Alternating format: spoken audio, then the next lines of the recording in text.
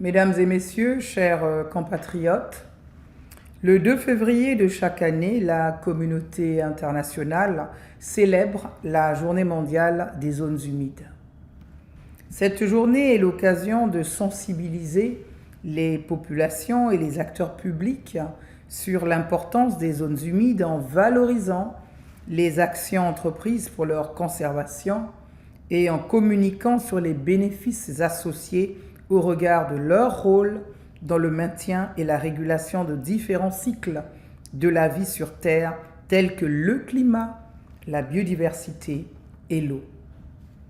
Mesdames et messieurs, le thème de l'édition 2026 de la Journée internationale des zones humides est le suivant: zones humides et savoirs traditionnels, célébrer le patrimoine culturel. Cette journée nous invite à explorer, partager et valoriser les pratiques culturelles qui concourent à la préservation des zones humides. Elle permet de mettre en lumière le rôle intemporel des savoirs traditionnels et culturels des pays dans la préservation et la pérennisation de ces milieux fragiles. Les zones humides sont des unités de production naturelle. Elles fournissent des services essentiels aux populations à travers le monde. Sources vitales d'alimentation et d'eau douce, elles abritent une biodiversité d'une richesse exceptionnelle, variée et indispensable au bien-être de l'humanité entière. Elles constituent des zones de reproduction et des habitats essentiels pour de nombreuses espèces menacées ou en voie d'extinction, ainsi qu'un large éventail de plantes et d'animaux endémiques dépendant des milieux propres aux zones humides pour leur survie. Ces écosystèmes jouent également un rôle de bouclier naturel face aux phénomènes météorologiques extrêmes. Ils réduisent l'intensité des vagues, absorbent les ondes de tempêtes et atténuent les effets des tsunamis. Ils sont par ailleurs de puissants puits de carbone. Les mangroves et les tourbières, en particulier, se distinguent par leur capacité exceptionnelle de stockage, représentant 30% du carbone terrestre, soit 2 fois plus que l'ensemble des forêts de la planète. Au-delà de leurs fonctions écologiques, les zones humides contribuent à la création d'emplois durables et façonnent des paysages culturels imprégnés d'identité, d'art et de spiritualité. Elles incarnent un patrimoine vivant qui relie la nature aux sociétés humaines. Mesdames et messieurs, chers compatriotes, pour assurer la préservation des zones humides, il est important de valoriser les savoirs traditionnels qui concourent au maintien de leur intégrité. Les communautés locales et les peuples autochtones demeurent les seuls détenteurs du savoir endogène garant d'une gestion durable des ressources naturelles. Ces communautés contribuent activement à la conservation de la biodiversité et à la protection des sites culturels emblématiques, tels que la réserve communautaire du lac Télé, véritable symbole de l'alliance entre l'homme, la nature et la culture.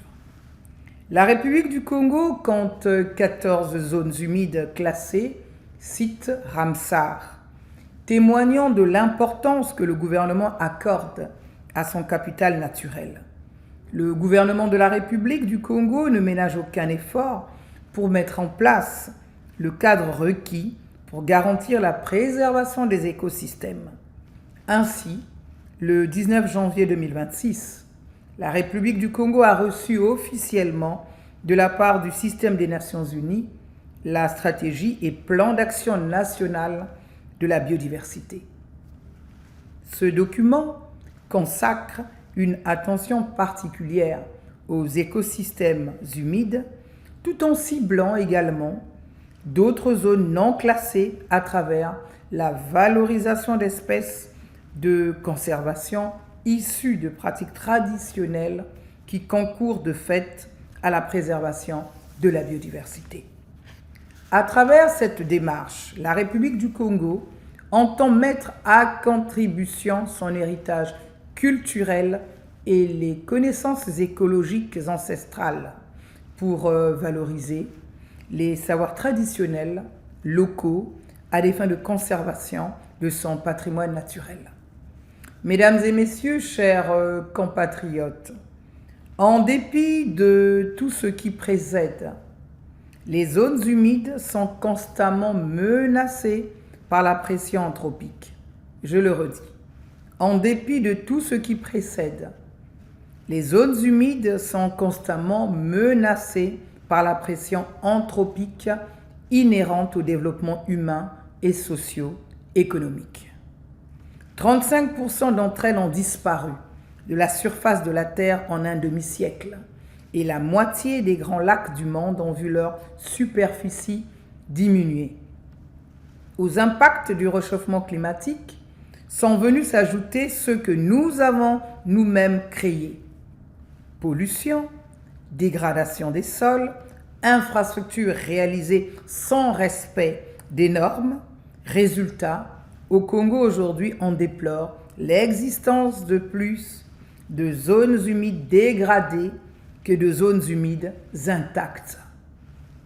Il est donc essentiel de prendre sérieusement conscience de cette menace et de déployer les mesures appropriées pour inverser cette tendance. Cette démarche doit reposer sur l'intensification et le déploiement à grande échelle des systèmes de conservation basés sur les pratiques traditionnelles qui garantissent la pérennité de ces unités de production naturelle que sont les zones humides. Mesdames et messieurs, chers compatriotes, je vous adresse un appel avec gravité et conviction. Les zones humides sont un patrimoine naturel qui a forgé notre culture et notre identité à travers les siècles. Nous devons faire de la conciliation entre les savoirs traditionnels et la protection du patrimoine naturel une priorité nationale. Ces savoirs qui ont efficacement guidé nos ancêtres doivent aussi guider nos politiques actuelles et améliorer notre rapport à la nature. Chaque zone humide que nous sauvons est une promesse faite à nos enfants, une garantie de sécurité alimentaire, de stabilité climatique, de dignité humaine et de bien-être de la communauté nationale. Je pense en particulier à nos tourbières de la cuvette centrale, lesquelles ne sont pas seulement des réservoirs inestimables de carbone, mais aussi un enjeu essentiel dans la régulation des ressources en eau.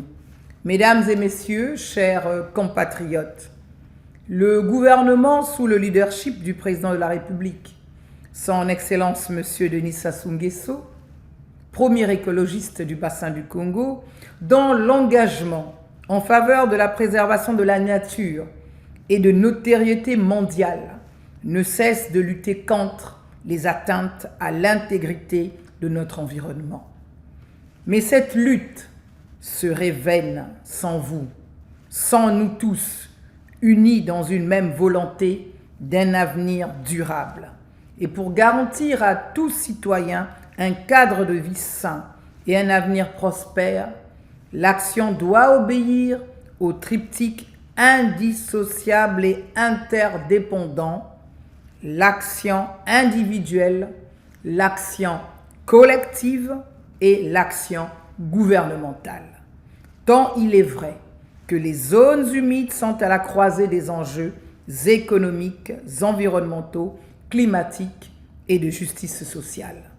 Soyons fiers de nos savoirs traditionnels et mettons-les à contribution pour la conservation des zones humides afin de garantir la durabilité de notre nature et la prospérité de notre peuple et de notre économie. Vive la Journée mondiale des zones humides, vive le Congo vert, durable et responsable. Je vous remercie.